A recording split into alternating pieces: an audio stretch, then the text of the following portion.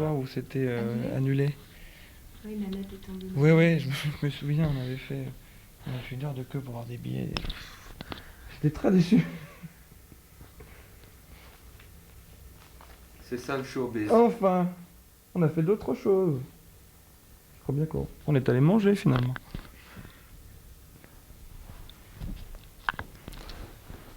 C'est quand tu veux. D'accord. Si je me mets bien le micro, ça Ça va très bien. Très bien. Bon, Diantel, quand on prend ton parcours dans le monde du show business, on s'aperçoit que tu n'es pas arrivé là du tout par hasard quand même. Hein, parce que si on reprend point par point, c'est quand même 10 ans d'école de musique, c'est quand même un circuit dans les clubs qui forme son bonhomme, comme on dit, et puis à 17 ans, tu enregistres ton premier album. Quand tu te retournes après quand même quelques années dans ce milieu, et que tu regardes le monde musical et que tu t'aperçois qu'il y a quand même dans les hit-parades, dans les tops en France, des gens qui arrivent comme ça, sur un coup de pouce, qui arrivent à faire des tubes incroyables, alors que toi, tu as passé quand même par un chemin plus ou moins sinueux. Qu'est-ce que ça t'apporte comme réflexion ? Bah, c'est mon cheminement qui est comme ça. Les gens organisent leur vie en fonction de leurs désirs. Moi, je ne désire pas la célébrité, le pouvoir ou l'argent, mais la longévité. C'est comme ça que j'ai envie de le faire. C'est le saut en longueur plutôt que le saut en hauteur qui m'intéresse. Mais en fait, mon parcours est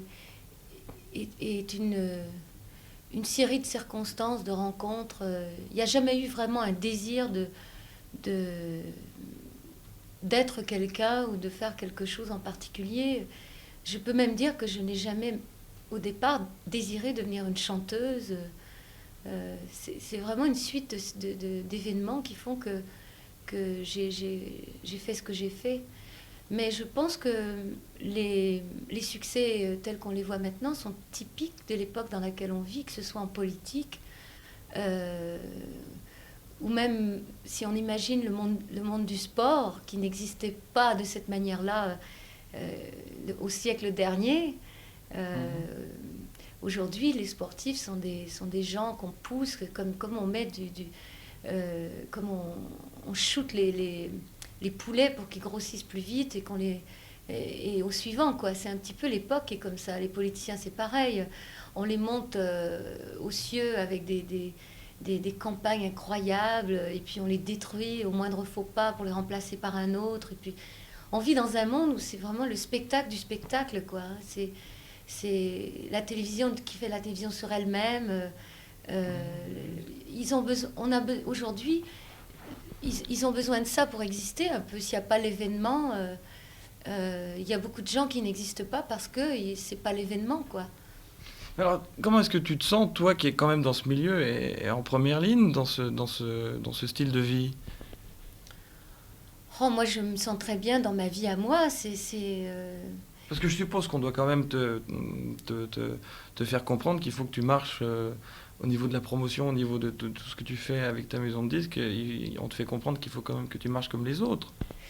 Bizarrement, j'ai peut-être une relation privilégiée avec Columbia, mais ce sont des gens qui ont, en tous les cas, ceux avec qui je travaille, qui ont un langage complètement différent avec moi. Donc j'ai beaucoup de chance, beaucoup de liberté, je suis appuyée, épaulée par ma maison de disques, mais jamais contrainte à faire des choses que j'ai pas envie de faire, quoi. J'ai pas l'impression de travailler pour eux, pour servir leurs objectifs, mais j'ai l'impression qu'il y a un réel respect pour un artiste qui s'exprime avec d'autres gens qui parcourent un chemin. Et je me dis que c'est une vraie chance. Parce que si j'avais ce langage qu'on connaît et qu'on lit dans tous les journaux, les maisons de disques poussent pour le produit, le machin, le truc, je pense que j'existerais pas, quoi. Hein. Je ferais autre chose. Hein. Mais dans certaines maisons de disques, il y a des gens qui sont très, très corrects et très respectueux des artistes. Et ça, c'est formidable. Tu as l'impression de faire ce que tu as envie. complètement. Bon, faut-il que l'artiste le prouve aussi, hein, qu'il est capable de mener sa C'est-à-dire vie que comme il l'entend. dans mon cas, ce qui s'est passé, c'est que j'étais productrice presque depuis le début. Donc, étant productrice, forcément, j'avais le droit de faire ce que je voulais. Et maintenant que j'ai fait beaucoup de disques, je suis une artiste, donc c'est Columbia qui produit mes disques, mais tout en me donnant la liberté. Donc, j'ai atteint si je peux dire, une façon de travailler qui est très agréable parce que je n'ai pas le poids de la pression des succès financiers, tout ça. Et en même temps, je reste extrêmement disponible pour les aider à faire leur travail, c'est-à-dire la diffusion de mon travail. Je ne prétends à rien, en fait. Et je suis parfaitement disponible pour les rencontrer, pour travailler, pour réfléchir avec eux. Mais en tous les cas, par exemple, pour des histoires de mix, des choses comme ça, je suis très ouverte, très contente, au contraire, qu'on s'y intéresse. Mais très très gâtée, parce que chaque fois que je dis j'ai envie de travailler avec un tel, j'ai envie de faire une chanson, j'ai envie de faire un enregistrement dans tel studio, jusqu'à présent, on me dit toujours oui. Donc j'espère que ça durera, j'espère que je serai... j'espère qu'ils m'aimeront toujours dans les années qui viennent, parce que c'est vraiment l'idéal. Et en tous les cas, c'est la meilleure façon d'obtenir un rendement maximum de ma part.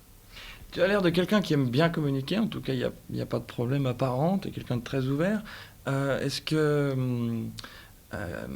tu prends quelque chose dans les rencontres que tu as avec les journalistes, avec les télévisions, avec ce que tu fais pour le public, en fait, pour les médias? Je prends un vrai plaisir à parler de ce que j'aime. Ça peut être des choses avec lesquelles je suis impliquée, comme par exemple Marilyn Montreuil, la comédie musicale, ou le disque que je viens de faire, ou les disques que j'ai fait avant. Mais ça peut être aussi parfois avec des journalistes, des conversations qui nous emmènent à parler de livres qu'on aime, de gens qu'on aime, de choses parfois qu'on n'aime pas aussi. Mais je prends beaucoup de plaisir à discuter avec les gens de ce qui me fait vibrer, quoi. Et je pense qu'il n'y a aucun mal à le faire. C'est pas une histoire de... Je crois qu'on parle trop de services après-vente, de promotion, d'interviews. Il y a une espèce d'aura ça se passe quand même certaines fois vraiment comme ça.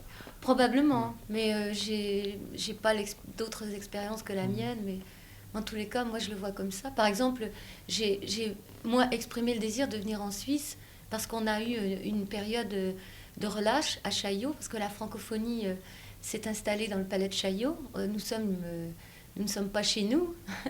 Ils sont chez nous, puisqu'ils sont chez Raymond Lafrippe, le bistrot dans lequel on joue tous les soirs, qui est le décor de Marilyn Montreuil. Mais nous sommes dans un palais superbe. Le palais de Chaillot est un lieu sublime. Mais on nous prête cet endroit pour chanter, pour jouer. Et là, cette occasion m'a permis d'être libre. Et j'ai demandé à venir ici pour en parler, parce que j'en avais envie, sans quoi je ne l'aurais pas demandé. Justement, avant de parler de Marilyn Montreuil plus en détail, une dernière question sur ta vie dans ce milieu artistique. Est-ce qu'il y a des choses que tu regrettes de ne plus pouvoir faire depuis que tu es médiatisée, en guillemets? Non, parce que je pense que je fais toujours tout ce que je veux, tout le temps. Peu importe. Tu sors dans la rue sans problème, tu arrives à avoir le contact avec les gens, ou t'es pas gêné quand même que les gens se retournent? Non, c'est pas grave, quoi. Il suffit d'assumer la situation dans laquelle on se trouve quand on est dans la rue, quoi. J'ai pas honte de ce que je fais. C'est sûr qu'il y a parfois des contraintes, mais il y a des contraintes dans toutes les vies pour tout le monde. Et donc, non, moi je me sens parfaitement libre. Et le jour où je me sentirai pas libre, j'arrêterai immédiatement de faire cette chose-là qui m'empêchera d'être libre. Alors, Marilyn Montreuil dans une mise en scène de Jérôme Savary, c'est une idée qui est de toi, qui est en partie de toi. Tu as écrit et mis en scène. Tu as écrit une partie des chansons. Parce que C'est-à-dire, nous, ici, on n'est pas encore Ouais, ouais. tout à fait au courant, et je pense que ça, vous allez venir le On jouer vient- bientôt. oui, on vit à Morges au mois Voilà. de mars. Et là, on n'en saura plus, j'espère. Voilà. Marilyn Montreuil, c'est une idée de Jérôme Savary que j'ai rencontré lorsqu'on a fait La légende de Jimmy ensemble. Mhm. Il m'a presque tout de suite parlé de Marilyn Montreuil. C'est une idée qui lui trottait dans la tête depuis des années. Et il a écrit le texte, il a écrit les paroles des chansons, il a écrit le roman. Et en même temps, pour s'amuser aussi, on a fait des chansons comme ça pour voir si on arrivait à collaborer, parce que c'est pas facile d'écrire des musiques pour les autres. Jérôme m'a demandé d'écrire pour sa pièce, m'a demandé d'écrire pour ses comédiens aussi, parce qu'il n'y a pas que les chansons que je chante, et d'écrire pour moi dans mon rôle de Marilyn Montreuil. Donc c'est une idée qui vient de lui, mais auquel j'ai adhéré avec beaucoup de plaisir et beaucoup de satisfaction aussi. C'est quelque chose qui revient plus ou moins à la mode, les comédies musicales. Il y a Lara qui en ce moment prépare quelque chose, alors que ça avait un peu disparu, ce côté comédie musicale, ce côté spectacle chanté. Je pense qu'en France, la comédie musicale s'est arrêtée à l'opérette, quoi. Entre l'opérette et la comédie musicale de Starmania, par exemple, il s'est rien passé. Il n'y a pas eu la période américaine ou londonienne, parce que l'opérette, telle qu'on l'imagine, c'est de l'opéra, quoi. C'est après Prokofiev, bon, les grands opéras tels qu'on les connaît. Il y a eu après une forme plus légère d'opéra, l'opérette, donc avec des grandes voix. Et à l'opérette, il y a des textes aussi, il y a des parties qui sont jouées. Donc la comédie musicale américaine, c'est une version londonienne et nord-américaine de l'opérette, et où on a exploité des sujets plus modernes, parce qu'en fait, il n'y a plus eu de création d'opérette depuis des années, quoi. Depuis, je ne veux pas dire de bêtises, mais depuis Offenbach, tout ça, il n'y a pas eu tellement d'opérettes qui ont été écrites. Donc il y a un réel décalage entre Offenbach et Starmania. Et ce décalage n'existe pas en Angleterre ou en Amérique, parce que là-bas, il y avait Broadway, il y avait une réelle habitude d'aller voir des comédies musicales, d'aller... Il y avait une grande demande. Il y avait un public, il y avait... Alors qu'en France, il y a une tradition du théâtre. Donc... Je pense que c'est quelque chose qui vient en France, parce que, comme partout dans le monde, la culture anglo-saxonne est en train de s'infiltrer un peu partout, comme les Japonais s'infiltrent dans le monde des affaires, quoi. Je crois que dans le monde de la culture, ce sont les Américains qui sont les plus forts en ce moment. Depuis longtemps, hein, quand même. Oui, enfin, sur pas mal de tableaux, et ils reviennent en force dans la musique.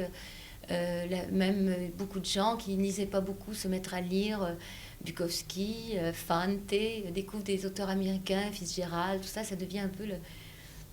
Et tout ça, ça s'infiltre, c'est traduit. Il y a un moyen de communication qui est très grand par la télévision, le câble, les satellites, la facilité qu'ont les gens aujourd'hui de découvrir l'ouverture sur les pays de l'Est. C'est la communication qui est en train de changer le monde, en fait. Avant, on était cloîtrés chacun dans nos cultures, parce qu'il n'y avait pas de réelle façon de facilement partir en Afrique, en Allemagne, c'est des expéditions, ou alors il y avait des réelles cassures culturelles, des guerres, des tas de trucs. Maintenant, tout est à la face du monde, tout est là à la télévision, et c'est pareil pour la culture. Donc je pense que c'est pour ça que la comédie musicale est en train de rentrer petit à petit. Attention, c'est pas fait, hein, parce que le public est encore un peu réticent. Les salles ne sont pas bourrées combles. Je veux dire, les Misérables vont jouer 5 ans à Londres, ils vont peut-être pas jouer 5 ans à Paris. Je leur souhaite, mais c'est pas évident. Hein, pour donner... C'est vrai que quand on sent qu'un sujet t'intéresse, on sent que tu prends parti.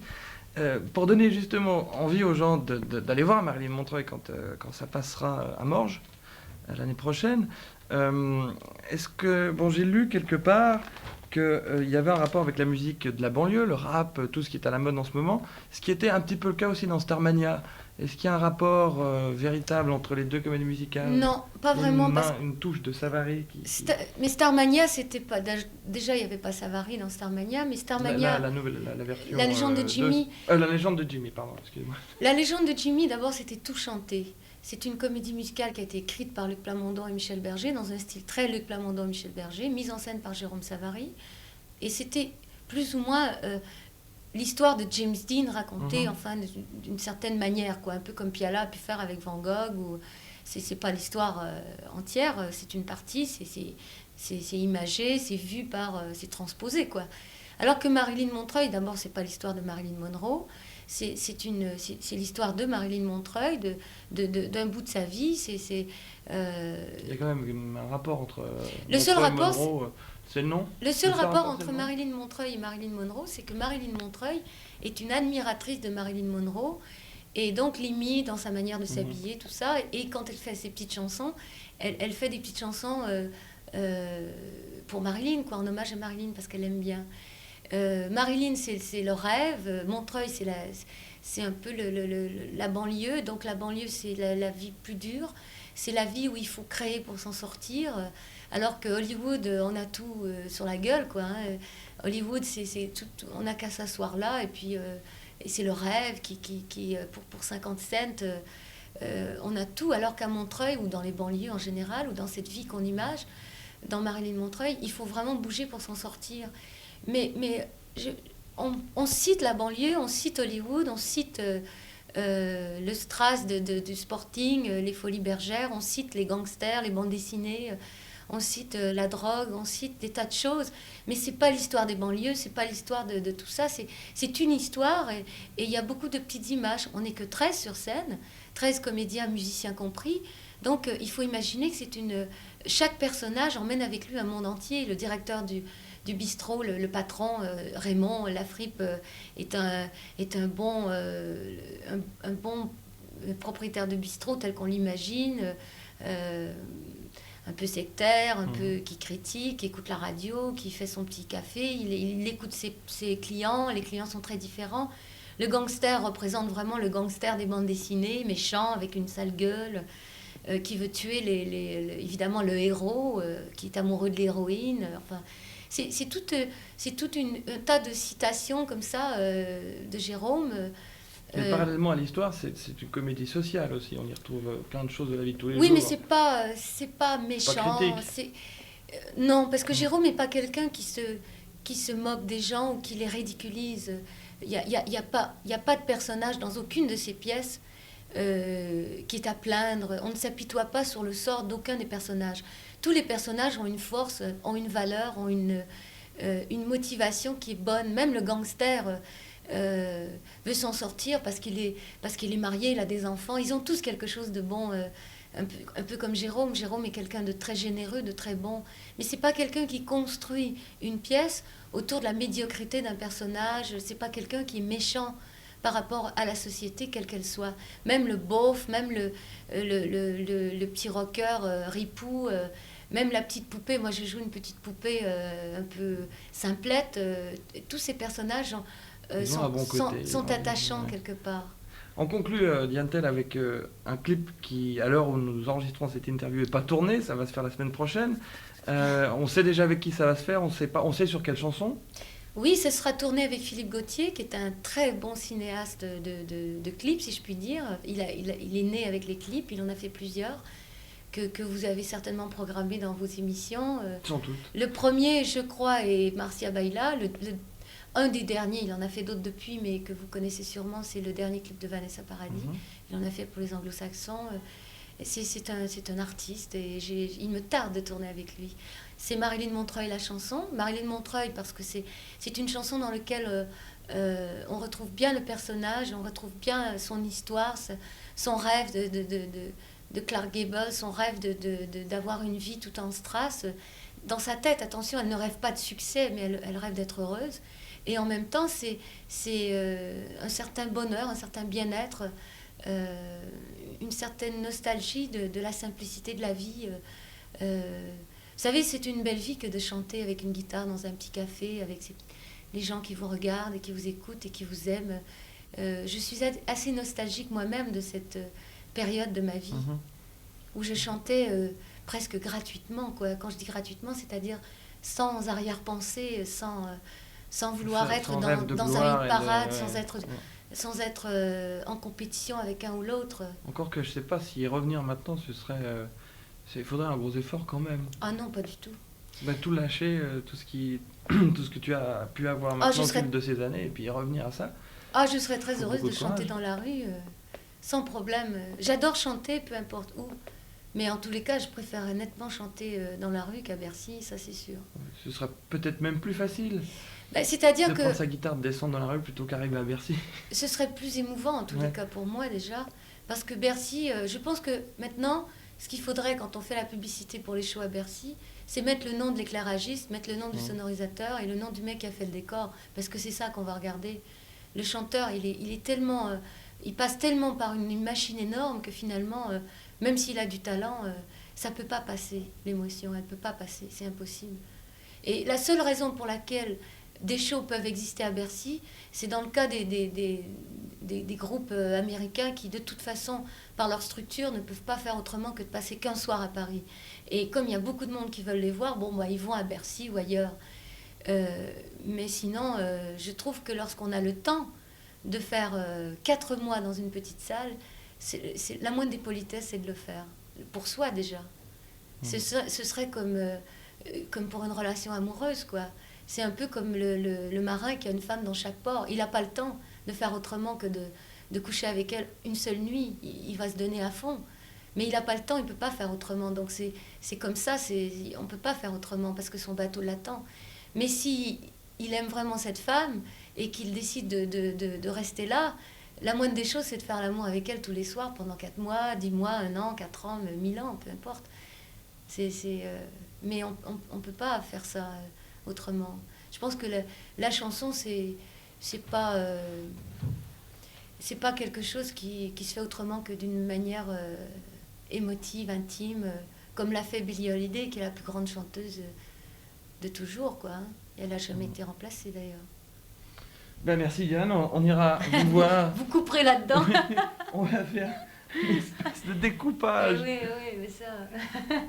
Je sais pas si je suis d'accord d'être comparé comme un japonais, encore un anglo-saxon qui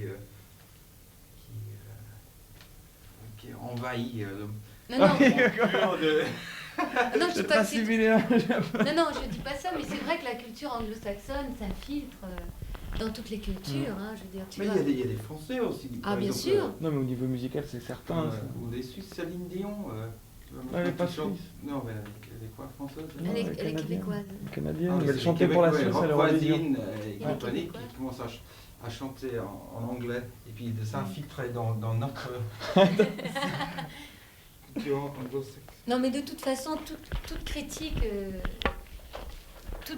est forcément raciste quelque part, quoi. On peut pas émettre une critique et englober tout, c'est pas possible. Sans quoi, c'est pas une critique. Non, c'est sûr. Mais c'est un fait que il y a je pense vraiment une infiltration de la culture nord-américaine dans le monde entier.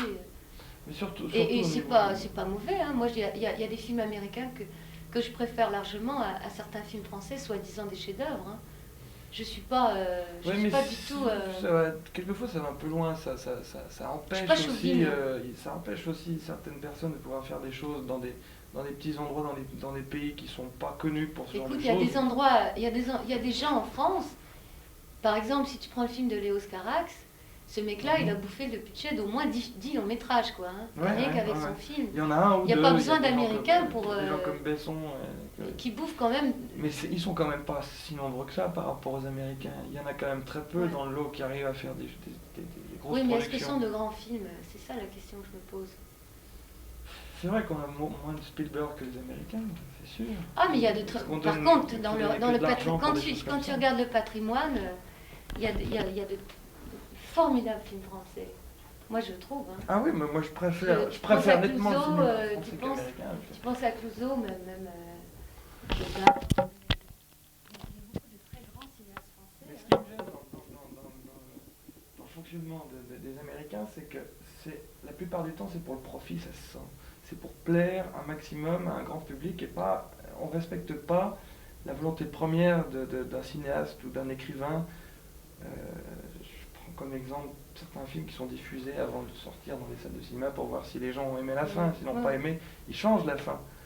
Alors que le type qui a écrit son histoire, il a pensé cette Il y a un fin. moins grand respect pour le désir Et ça, ce serait dommage qu'on se fasse aussi artistique. bouffer par ça. Il y a et une qu'on arrive censure à- en Amérique qui existe beaucoup moins en Europe. C'est pour ça qu'il y a beaucoup de grands cinéastes qui tournent en Europe, comme Wim Wenders ou des gens comme ça, quoi. Mais même au niveau de la télévision, au niveau des médias, si TF1 est ce qu'il est maintenant, c'est aussi grâce ou à cause du système américain, Mais qui apporte TF1, pas que du bon.